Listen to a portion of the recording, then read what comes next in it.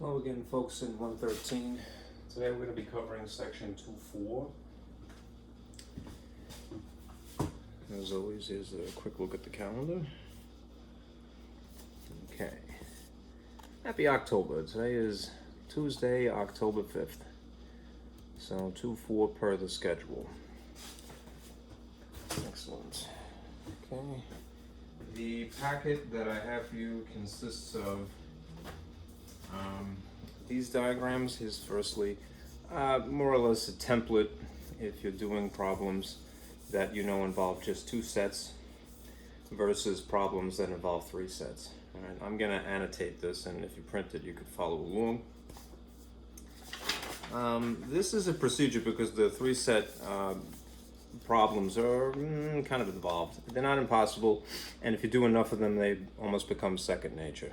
All right, the bottom line is basically when you're confronted with having to fill in the diagram with various set elements, you start from the very center, and then you sort of build the petals that you see here. It almost looks like Celtic knots, right? And you work your way out. Okay, this is a description of what is the order of operations, essentially. The only thing is that I didn't fill in certain information here. There isn't Roman numerals to designate different regions. We're going to do that. Here is the same information, just swiped from the book if you prefer. It's nice because it's a very comprehensive overview. The shaded areas, as you can see, refer to what is actually being included, and they even wrote it in set notation. And so you see intersections and a description at the bottom. This is De Morgan's law. There's 2 incarnations of this. Okay, we'll discuss this when we get to it. Basically, you can think of, if you know that you're answering a question that is the complement of the intersection in this case, or the complement of a union in this case, if it is easier for a person, the alternative is to find the complements independently first, and then try to decide what the union or the intersection is. Okay? What else? There are the actual examples. These are worthy of inspection. I made this diagram because the example number 2 is interesting. It's about blood types. So just to sort of summarize that before we actually do it, you could use this as a worksheet. And that's basically it. All right, there's an extra problem at the back that I filled in. So we'll go through that. Okay, if you're following along, do try to print this, and we'll get going. Okay. Let me turn on the projector as always here, and adjust the lights.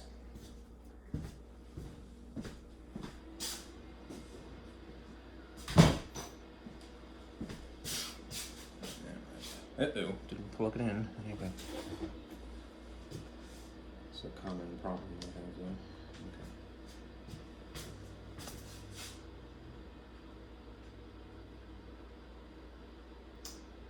Okay, I think I'm a little far away, so I'm gonna scoop this up just a wee bit.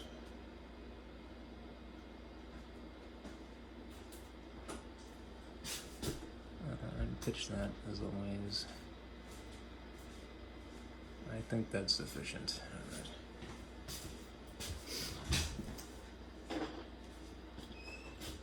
All right, let's see.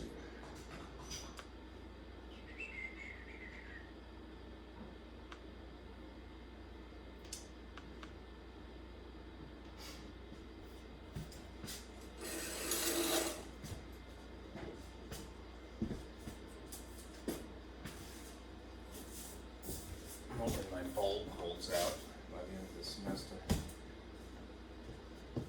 Is that open? Yes, it is indeed open.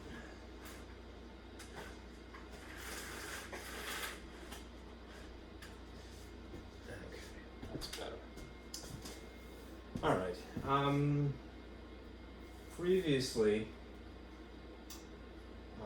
in Mat 113, we were talking about Venn diagrams as a fourth means of illustrating sets, right? And in the case of a two-set Venn diagram, you could use Roman numerals to designate different regions within the set, right? So what we got through last time was basically that things that are in sort of this red Pac-Man-esque face, if you will, would be region 1.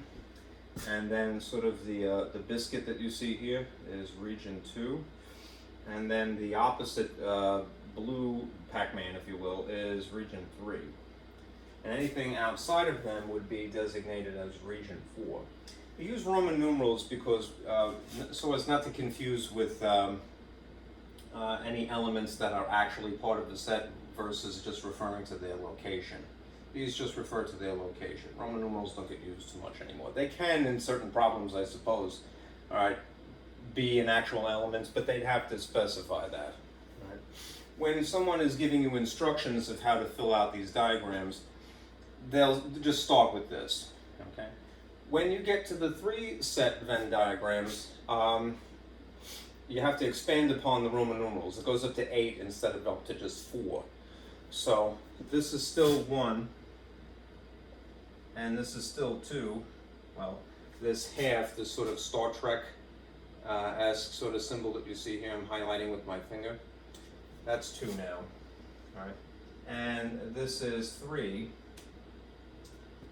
And then these 3, what you might call 2 petals here, and then the very center of the flower, are 4, 5, and 6 respectively. So Roman numeral IV, V, and VI. And that makes this last one 7. So 2 I's. Right.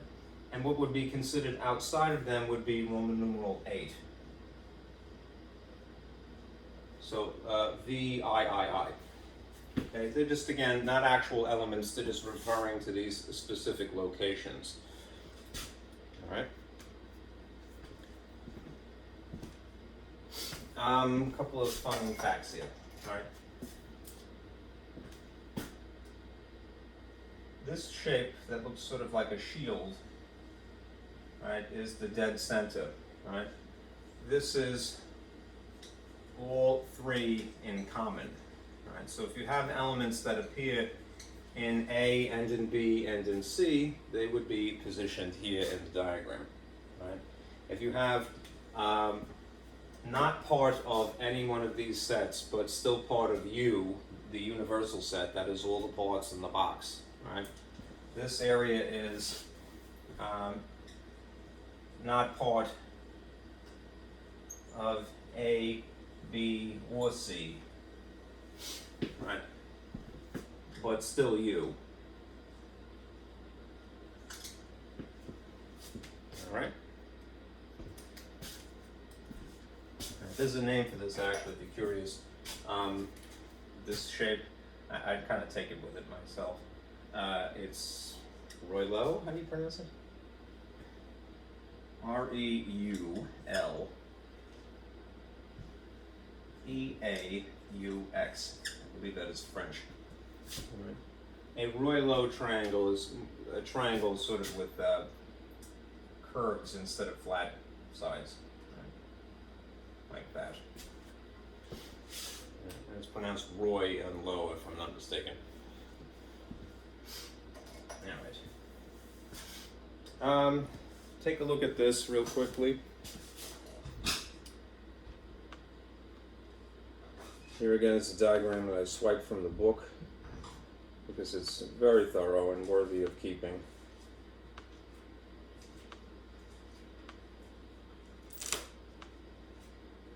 All right, the same thing for the 3 sets, but various scenarios. Get rid of this.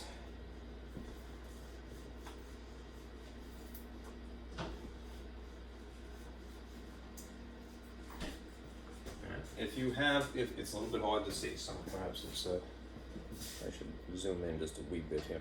You'll notice underneath the diagrams, which is the reason why I like this, the shaded region, which in the picture is designated by Roman numeral V here, the very center, the very large shield, can be expressed without a picture using set notations, right? So you see intersection symbols here, right? The intersection of A and B and also C, in other words, all things in common for those three sets, all right, is referring, is that particular section, that particular region of the picture, all right? If you're talking about things that are A and B, all right, that would be the whole biscuit in this instance, 2 and 4, 2 and 5.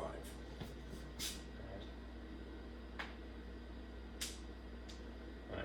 That's not saying that C, that these things don't share something with C, right? It's just a little bit more general when you're talking about the overlap that is AB, right? A little less specific, a little bit more general, okay? And scooting right along, you see similar situation. Again, this is not denying when you see A intersect C that B has some common element here. All right, but it's more generally referring to this overlap that is between A and C. So it's region 4 and region 5, right? And then similarly B and C.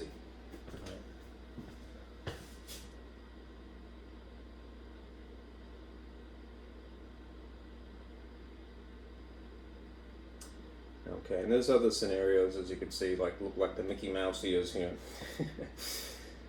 This is nice also. Notice that underneath the set notation of A union B, which is everything that is in A or B, can be written just referring to the regions Roman numeral 1, 2, 3, 4, 5, and 6. Okay. It's more concise, basically, to write what is included in this arrangement, A intersection B, obviously. All right. And I'll let you explore the other options there, okay? Anyhow, I would definitely print this. This is very cool, right? When you need a map, right? When you're doing problems like this. Right? Gives you a little added comfort, right?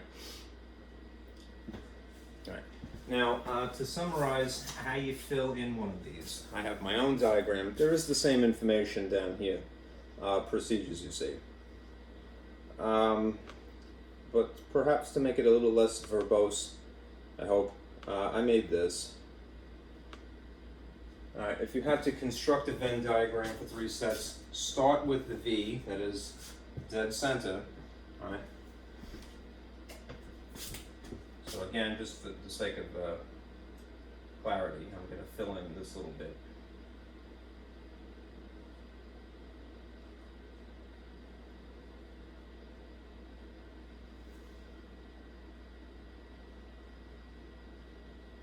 Always start with the center, V, the things that are uncommon to all 3 things. When they give you a word problem, a lot of times the information is not presented that way. But just take a little artistic license and maybe rephrase what's given to you, right? Within the confines of logic, right? I know that's not always obvious, but the more of these types of problems you do, the more comfortable you get, right? And taking gobbledygook and expressing it more clearly, right? As a teacher especially. All right, then you could bend the rules a little bit when you get to these 3, all right? But do 2, do 4, do 6. They're the same kind of thing. They're a pedal, all right, that is a portion of the biscuit here, all right, 2, 4, and 6. They'd probably suggest that you do 2 first because it's alphabetical, A and B, right? So you're considering things that are here and here. If you know what half of it essentially is, half of the biscuit already is, if you know this much, all right, then perhaps one could infer what that is, all right? And similarly what that is, and then what that is, right? And once you have the flour basically done, right, that's 2, 4, and 6 respectively, all right? Then you could do what's left over of A, right? What's left over of B, which is called 3, right? What is left over of C, which is called 7, right? If you have everything that is in the sets entirely, right, one could logically infer what is just left over in U in general, right? That isn't part of those three things, but still confined to this universe, right? It's still in the box with them. The other Monopoly pieces you didn't use. All right. So let's do an example, and we'll get going here. I may need to pull up this for a moment, and let me see. Try to obscure some of this. Okay.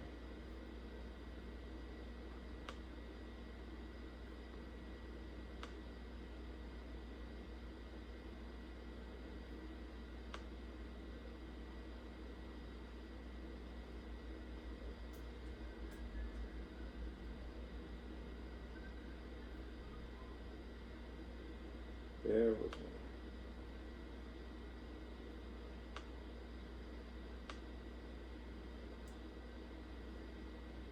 It's a little too much.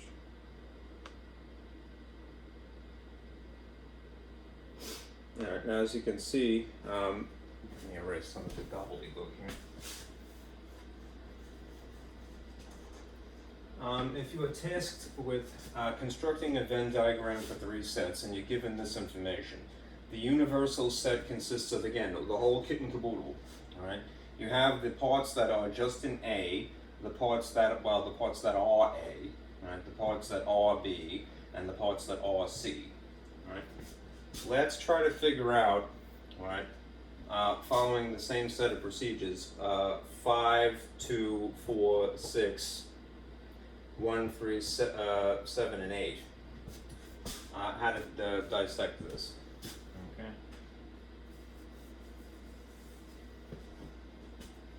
All right. One could assume, since these are confined to U, right, that they're part of the problem. I'm not comfortable with the arrangement here, so let me scoot this up just a little bit. I hate doing it, but all right, let's do that.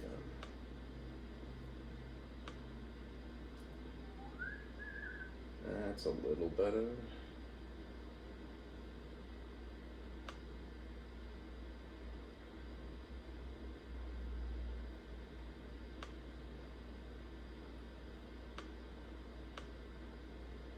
Alright, good enough. Okay, so if our focus is, I'm going to erase this, basically the dead center here, right, that is 5. Right. Region 5. Right. Then that is the thing that is in common to all three.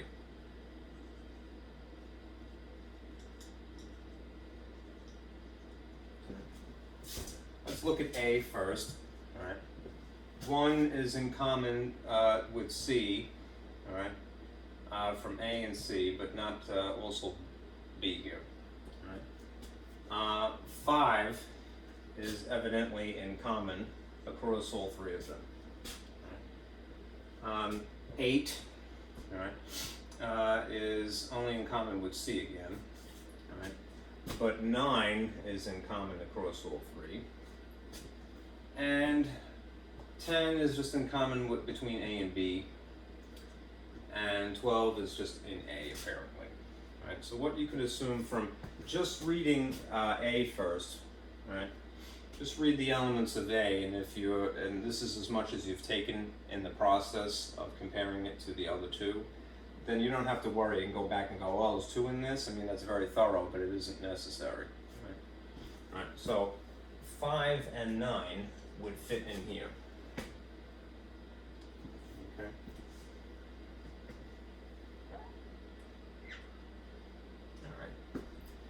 Now, when we do the next one, which would be technically Roman numeral 2, which is things from A and B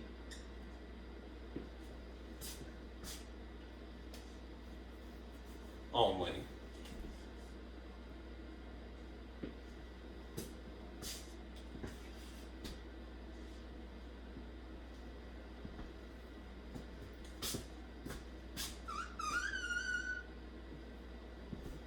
use a different color here just to help. I'm going to use a different shape. Let's compare just A and B, staring at these. Right. We've already accounted for 5 and 9, right, but that is also part of C. Let's just confine our attention to just these two, right, for a moment. Right, 1 is not in both of these, right. 5 is already accounted for. 8 is not in both of them. 9 is already accounted for. Finally, when we get to 10, you see that 10 is part of both A and B. So we could put 10 in here. I hope that's visible. Let's see. Looks like it's okay, right? And then to go through this, 12 is only in A. Right?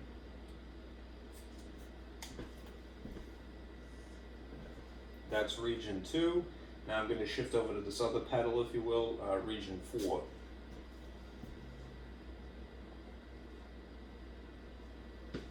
Region 4 is A and C only.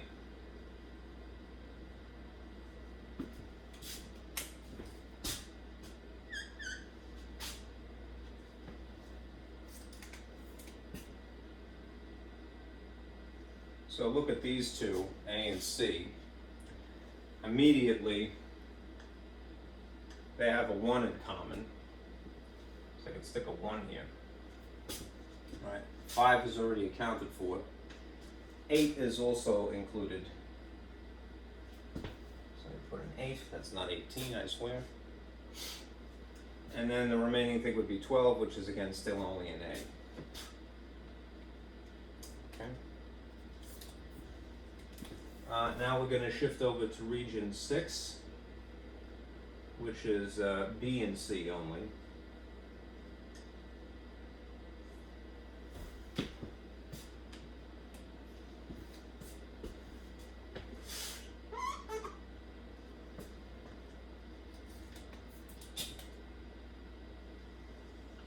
So just these two. 2 is only in B. 4 is only in B. 5 is already accounted for. 9 is already accounted for. 10 is already accounted for. And 13 is elsewhere. And 13 is not part of anything but B. So this ends up remaining empty, right, for that reason. Okay. All right, now after this point, what you would do is go back to this is technically region 1 here. Right. This it sort of looks like the crescent moon at this point, but I just highlighted. And I'm gonna erase this just for the sake of clarity.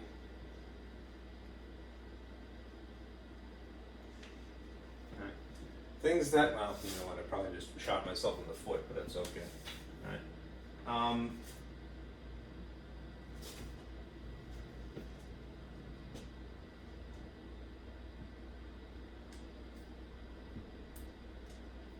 If you examine A, since I did shoot myself in the foot, 1 is already accounted for, 5 is already accounted for, 8 is already accounted for, 9 is already accounted for, 10 is already accounted for, and that leaves this one extra thing, 12, which would put that inside the crescents, if you will. It almost looks like Lucky Charms, if you will. All right. Okay. I'm being hailed. What is this?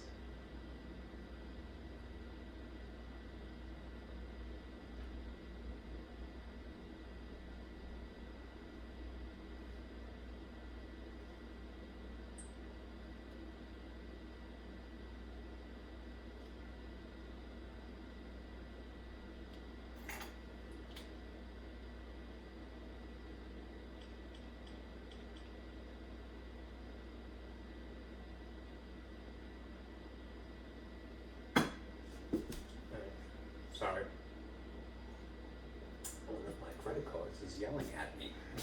Okay. All right. Now.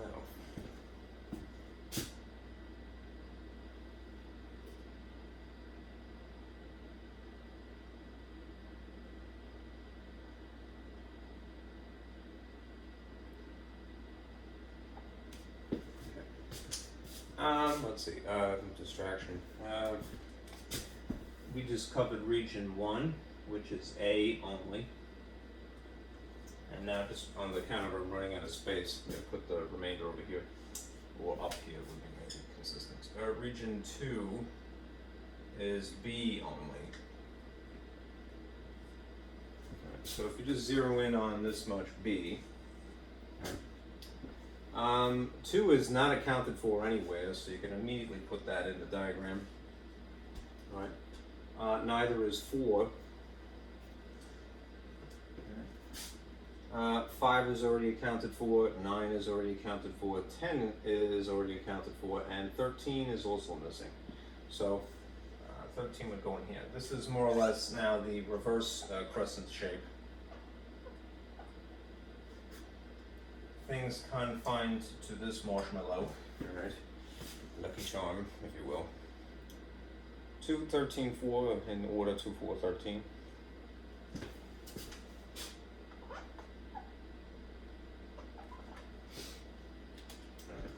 And now we do 7, which is C only.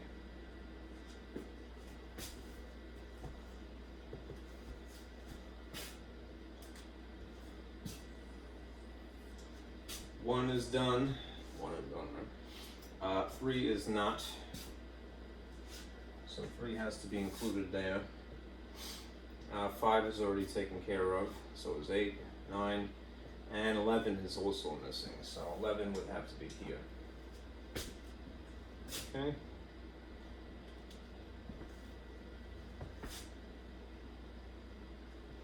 All right. Lastly is region 8. Which is not A, B, or C. Right, outside of the Mickey shape here, if you will. Right, somewhere in here. All right, but because it's still part of you, what I would do is go through you and cross out the things that you already see in the shape here. So 1 is already there. 2 is already there. 3, 4, don't go to sleep, please. Let's see, 4 is already there, 5 as well. 6 is not, so 6 would be here. What about 7? 7 is also missing, so if you like, you can put it on the opposite side. 8 is there, 9 is there, 10, 11, 12, 13, and what else? 14, right? 14 is the other thing that's missing, so 14. Right. Anyhow, the point of this exercise is that there's a strategy to it, and the strategy is essentially start from the center and work your way out, right? It makes it easier on you. Is it impossible to do it another way? No, probably not, but it might take a little bit longer. This is something that definitely works. Okay. Right, so again, refer to this set of instructions as you're trying to do it. All right. This is the procedure.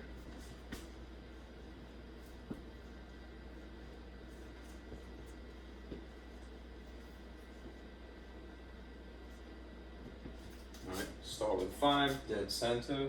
2, 4, and 6. That's these petals. All right. 1, 3, and 7, and then the stuff on the outside is 8.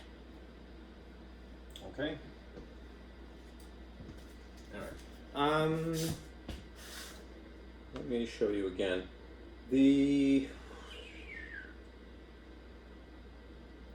From the examples is example 2 here, right, which is about blood types. It's interesting, right? I like it because it makes a nice connection to the material that is the current subject and that which is forthcoming. So I sort of rephrased a lot, and I made this diagram to help me explain it. Now let me show you this.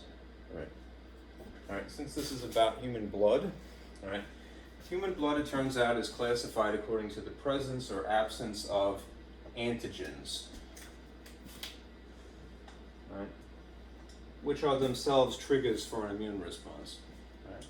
Now, in human blood, at least, there are these, the ones that are relevant to blood type. There is a protein, and then there are potentially carbohydrates. The protein is referred to as a rhesus factor, like rhesus monkey. All right, I forget the type. That's another. There's another name for it with an M, I believe. A macaw or something like that. I'm forgetting. Anyhow, that's what the RH stands for, rhesus. All right, it's essentially a protein. If the protein is present on the surface of a blood cell, all right, then it's designated by a plus sign. All right. If the RH rhesus factor protein is not present, it's not there at all. If it's absent, then that's signified by a negative. All right. So essentially, the signs that you see when you see blood types listed, all right, that's referring to a protein. All right. The actual letters A, B, and O, or some combination of A and B, the alternative combination A, B together. They're carbohydrates, and they apparently are a type of sugar, right? A form of sugar, right? So, right, think the sign is a protein, think the letter is a sugar that is on the surface or is somehow connected with the blood cells, right? All right. Now, in math world, right, where we are, the happiest place on earth, right?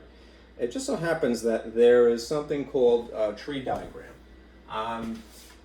I think this, if my memory serves me, towards the end of the semester when we get into probability, you're going to see this again. So I figured, good prime opportunity to sort of broach the subject, at least begin it. All right. A tree diagram is a way of illustrating the possible combinations of two events consecutive, right? So if we're talking about blood types in this instance, right, the first dichotomy here would be whether you have the protein or not, right? And that's, again, designated by a sign of plus or a minus, right? Thereafter, there are these four scenarios, right?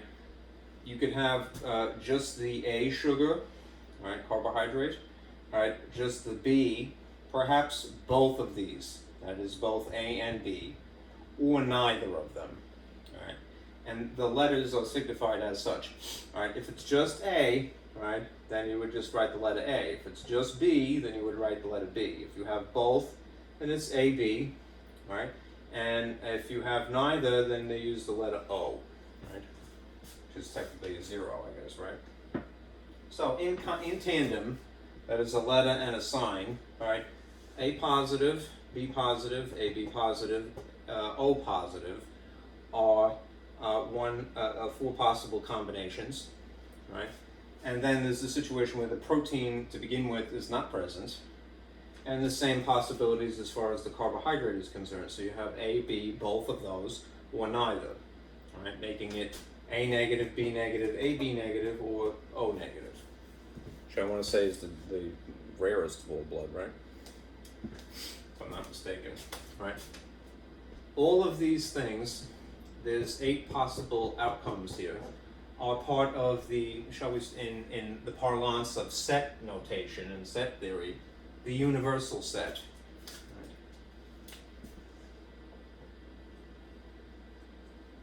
To adapt it to our purposes. Right? In the realm of probability theory, they call this the sample space. There's a formula when we get to that point, which is, it doesn't illustrate the possible combinations, it just tells you merely how many there are total. And there's this formula. total combos, known as the counting principle. Right? This is the number of possible outcomes for the first event here, and this is the number of possible outcomes for the second event. That's why I colored them green and blue, just to sort of show you that they're related here. All right. If you look at the diagram above, and you just remember it for there's 2 signs and there's 3 letters, all right? That's not enough, right? Because there is the possibility that you have, even though these are the distinct types of sugar, right? There is a situation where there's 2 of them. So in fact, there are 1, 2, 3, 4 possible outcomes for that event, right? And there's the 2 positive or negative for this event, right? If you multiply 2 times 4, what do you get? 8. That's these 8 total, okay? Again, the counting principle will tell you how many total combos there would be, right? If you want to see the actual individual examples, right? Unique combinations, you may have to go through the process of following this path, all right, from here to here, and then from here to there, from here to there, from here to there, from here to there, and there, respectively. Okay? Anyhow, this seems to be the realm of what is humanly possible as far as blood types are concerned. A positive, B positive, AB positive, O positive, A negative, B negative, AB negative, and O negative. Right? And perhaps in some other species it's different. Anyhow, to make this a worksheet, what they had asked you in the example 2 part of the packet was, again, to form a Venn diagram, right? Using that information that's in the tree diagram. So let me get this out of the way and perhaps shrink it just a wee bit. And we'll continue.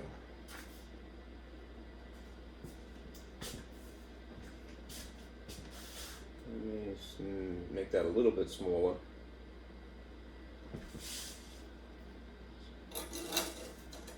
See if the light is a little bit better that way. Okay. Here again is the order in which we're going to do things. I hope this isn't too dark. Region 5, Region 2, Region 4, 6,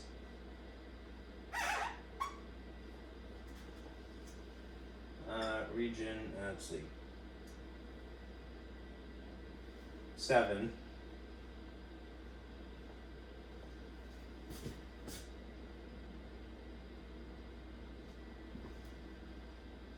I'm skipping one, I'm sorry, 1, 3, and 7, there you go.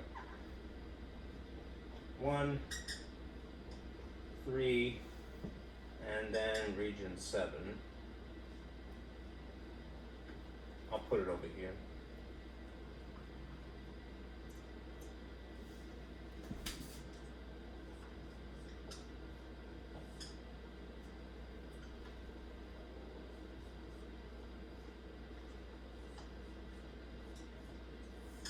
And then region 8.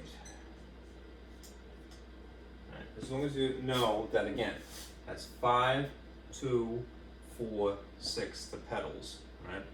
And then 1, 3, 7, and 8, respectively. Okay. We're basically going to take the information that we see here in the samples space. All of the elements of set U.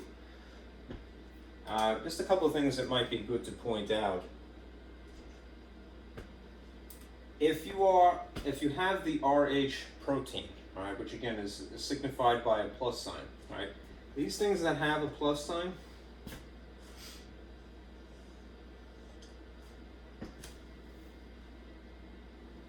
these are all going to be in RH. I really should put it in green just for the sake of consistency with the diagram, so humor me for a moment. Red is becoming a dud anyway. These are all RH somehow. Okay.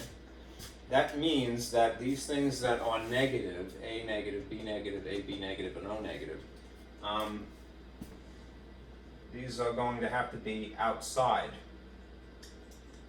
RH somehow.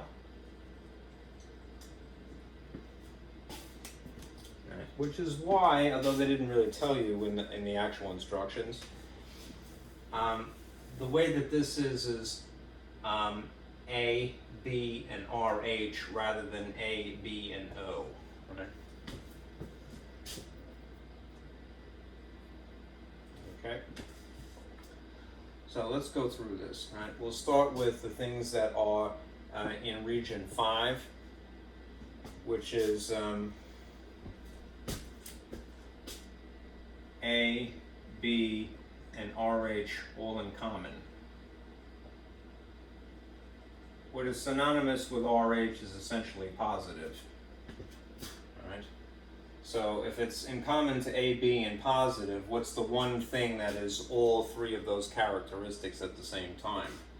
A, B, positive. So you would squeak in here A, B, positive. All right, in the dead center. Sorry about the glare. I'm not sure where that's coming from.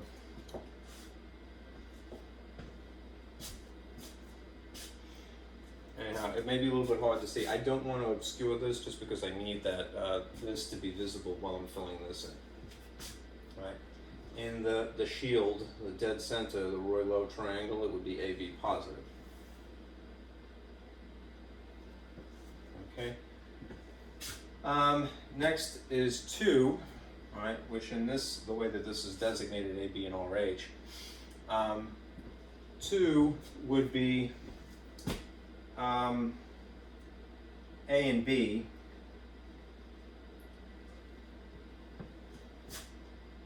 so what's A and B? Well, the thing that is already accounted for, but then there's the other instances, right? Is there anything else? There is something else. We've already used this, so I'm going to cross it out.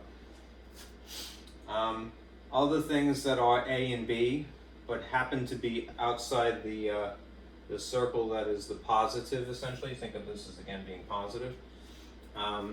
What's in this little Star Trek symbol, if you will, would be the other things that are AB, which would have to be AB negative, right? Because it is not included as part of RH, right? It has to sit in that upper part of this biscuit. Okay. Now if we go to region 4 would be this petal here, if you will. I hope that that's visible, so.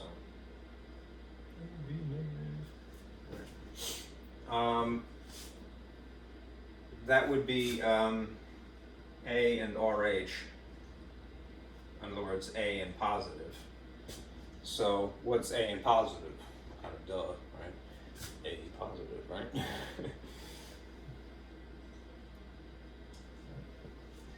And region 6 is this next petal, which would be B and RH, which is again like saying B and positive essentially. What's B and positive? Right, just be positive. That sounds like a very good maxim. Alright, just be positive. My nose is itching. Pardon me. Okay.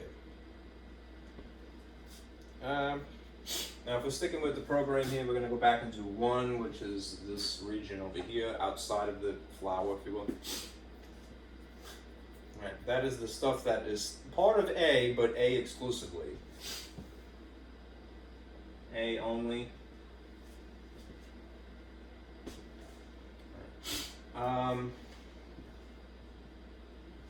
What would be left over from the list that we have here? A negative. If we do region 3, which is over here now, right, that would be things that are B only, which would be from this list of leftovers here, B negative.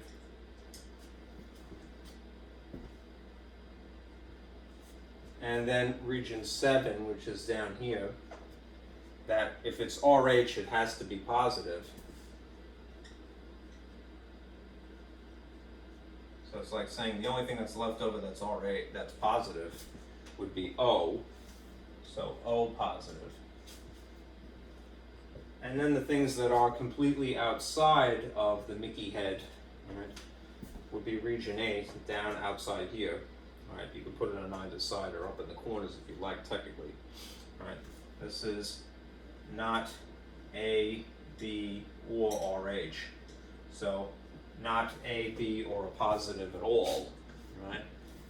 Which is the only other thing left, which is O negative. Okay? So I thought that was kind of neat. Because it brings together a lot of different facets of the subject. Right. Again, tree diagrams is the kind of thing you're going to see in like chapter, I think it's 11, right, towards the end of the semester. Right, we're on Venn diagrams now. All right. Moving on. All right. Let me just say something about those formulas. So let me look at this sheet again. I want to annotate one thing here, where we see De Morgan's laws. Okay.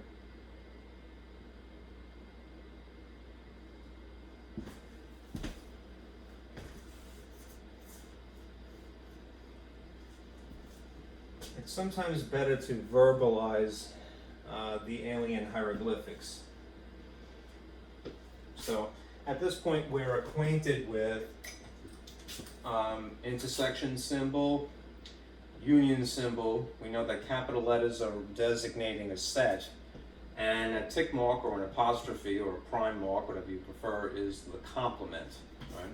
So how would you read something like this, right? More or less in English, right?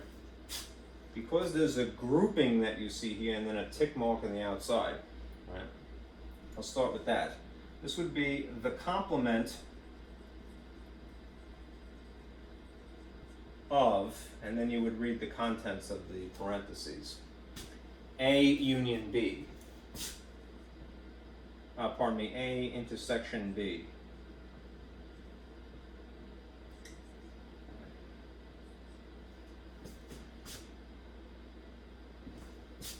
And then there's this equals, is essentially saying is the same as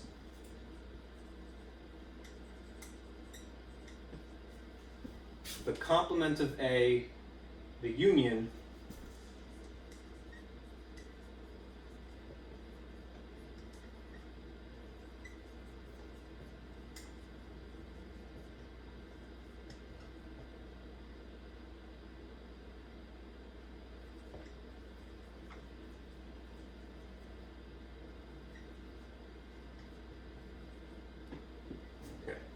Remember, English is sometimes a little tricky, right? That's why I'm using this symbol rather than spelling out the word and, so I don't want to change I'm trying to distinguish contexts here.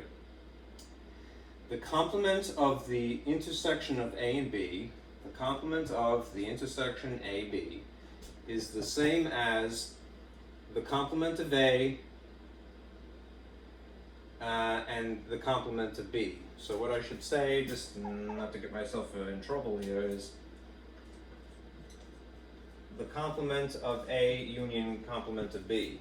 Right? In other words, you could figure out these two things independently.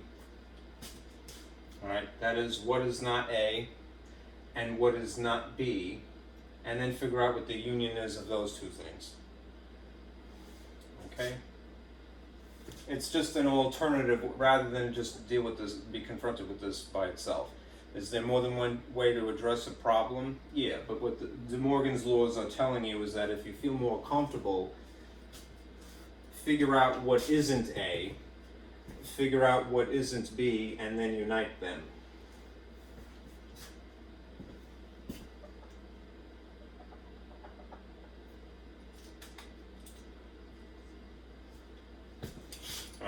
The second of these is down here. Right. The complement of the union AB can alternatively be found figuring out what isn't A. Complement of A is not A, right? And the complement of B independently, and then looking for their overlap, right? This is the same as the complement of A and the complement of B. All right, essentially their overlap versus their union in the other respect, which is everything. All right, so when you are confronted with a problem that you know somehow involves complements like so, maybe take advantage of the alternative way of doing it, right? Figure out what the complements are independently first, and then try to find an overlap, or just include everything.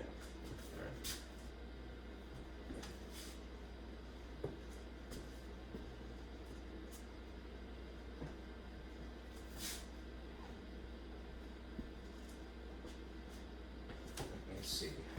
Content with the stuff that we have here.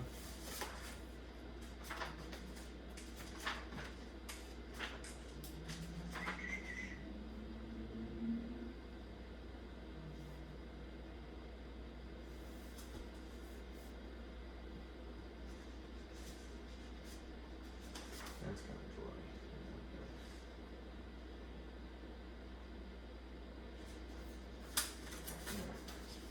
Look at the example. That's the added one that I included. Right, because you have actual numbers to work with. And then I'll maybe come back to this.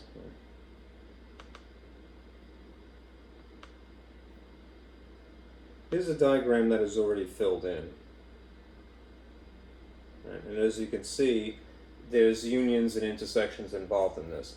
This is the actual question, determine the roster, the actual numbers that would be in this collective notation, right?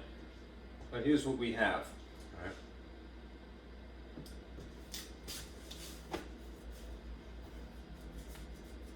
I'm a little itchy, sorry. We should zero in on the things that are in parentheses here. It's a little obscure, so what I'm going to have to do is sort of maybe back this off a little bit.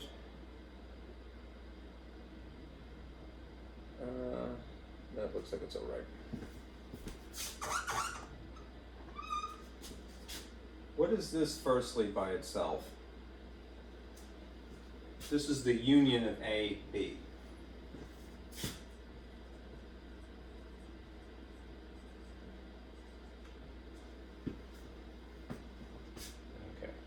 The union of AB would be everything that is encapsulated in this sort of figure 8. All right, let's list all of that.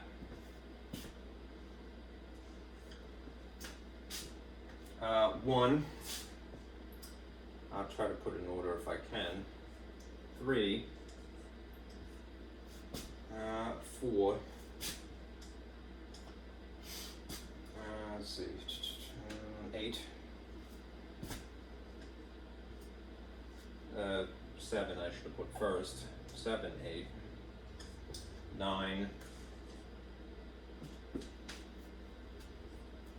10. Running out of space.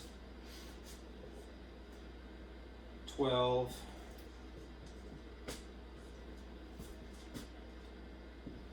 13 and 14.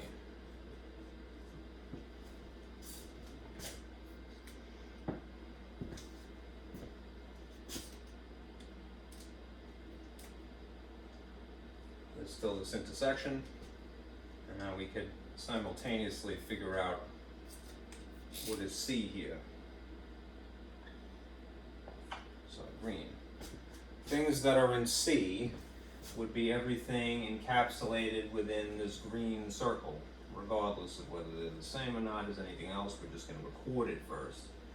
So, trying to be a good guy and put it in numerical order: 4, 5, 9, 10, 13.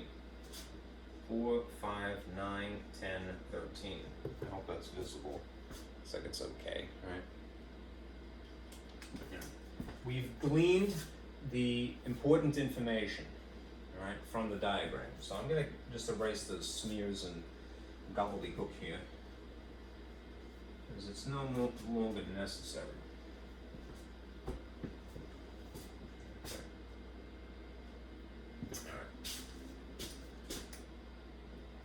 Now, if we're considering that this is the sort of upside down horseshoe shape here, the intersection,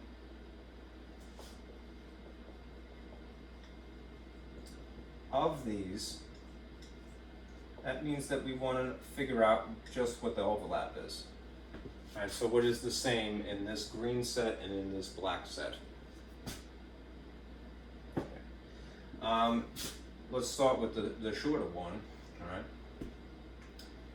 There's a 4 in each of them.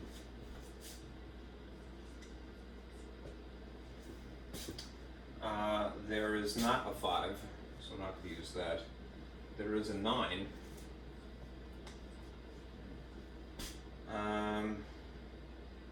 There's a 10.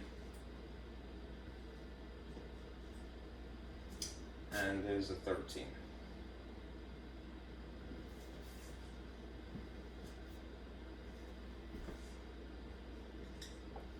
Right. And that should be the answer. Right? That's just the overlap. Notice that the one thing that is excluded is 5 in this case. Right?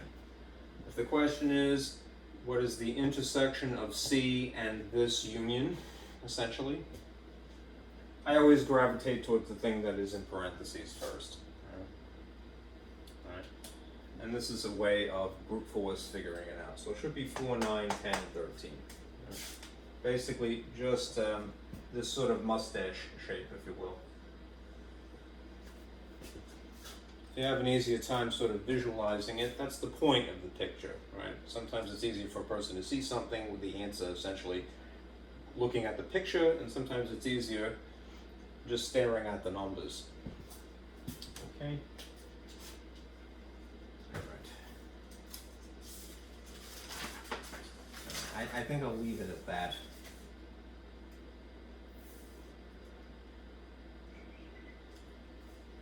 Well, let me do an example of De Morgan, otherwise I'm being a bad guy here. So, I don't know if I like the examples that are swiped from the book per se, so I'm going to give you a unique one.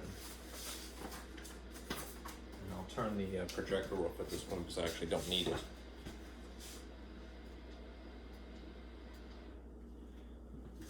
And just the lights here.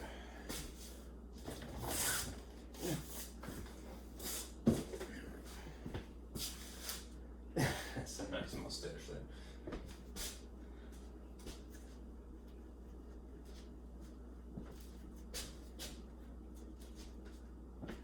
Okay. It will be an example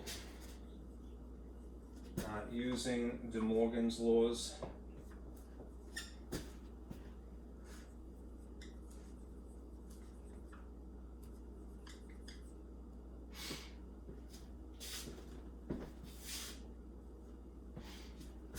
If, I think my red is going to be a troublesome thing. If you know that the universal set consists of these elements, A, B, I'm just neglecting to put the commas at this point, because I think it's a little bit easier to see. A, B, C, D, E, F, G, H.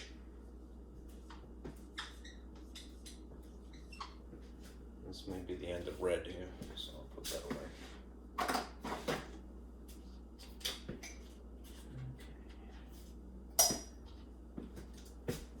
And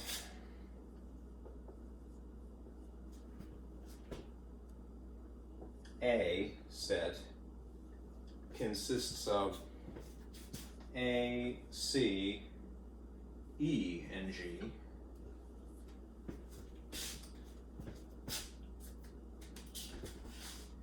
and B consists of B, C, D, and E. Let us find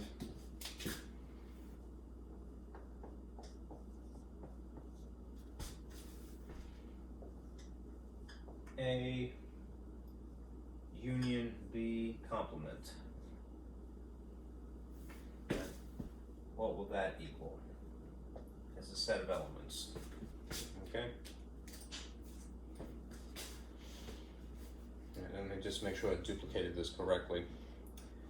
Looks like it's fine. All right. Now, if to refer back to this packet, because it's nicely typed, right?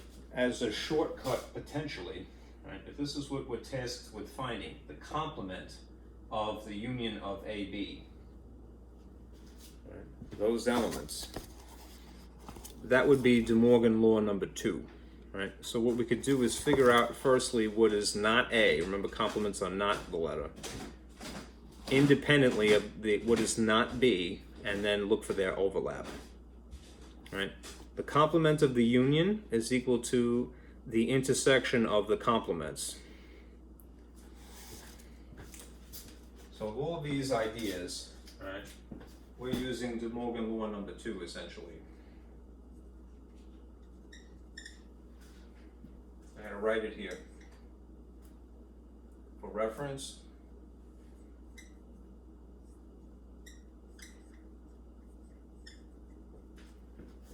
Right.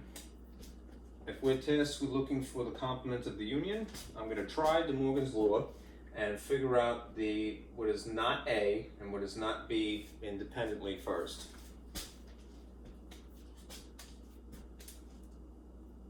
So this is not A. This is not B.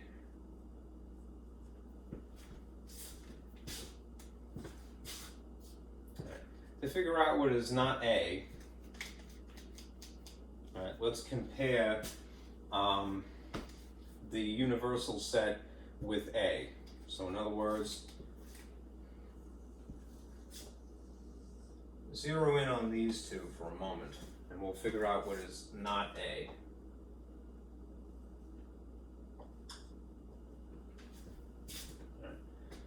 If you want to figure out complements, all right, cross out the matches. So that's a match, all right? That's a match. That's a match. And that's a match. So what are the things that, and then circle the leftovers here. I'll have to do this more than once, unfortunately, but it's okay. What is not A? Just these leftovers here, right? So B, D, F, and H.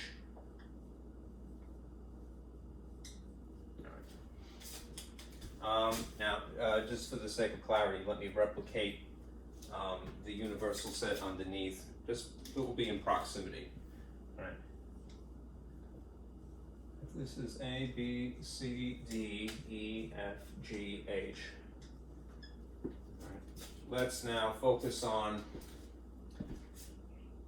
these two things, and we'll figure out the complement B. That is what is not B, by crossing out stuff. All right. Comparing B to U, the whole kit and caboodle, remember the universal set is all the parts in the box. All right. You see that they match B's, and they match C's, and they match D's, and they match E's. And I'm going to circle the leftovers just to emphasize. What is left over in the universal set, having removed B here, would be A, F, G,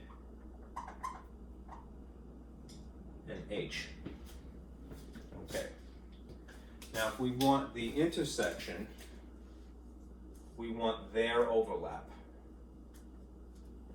So just comparing these, because they're relatively adjacent here, close, all right? What do they have in common?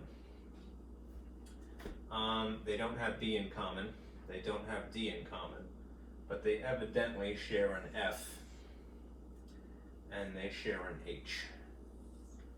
So the answer to the question is this. What is the complement of the union AB? It would be equal to FH.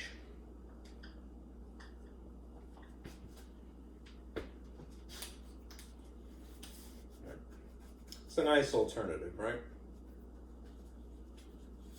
I think so. Is it impossible to do it some other way? No, probably not, right? But it might just be easier to figure out complements first, right? That's the whole point of De Morgan's laws, right? You have more or less the option to do it that way. So just FH. All right. I think that's everything. Okay. Yeah, let me stop here. All right. Just to remind you what we do.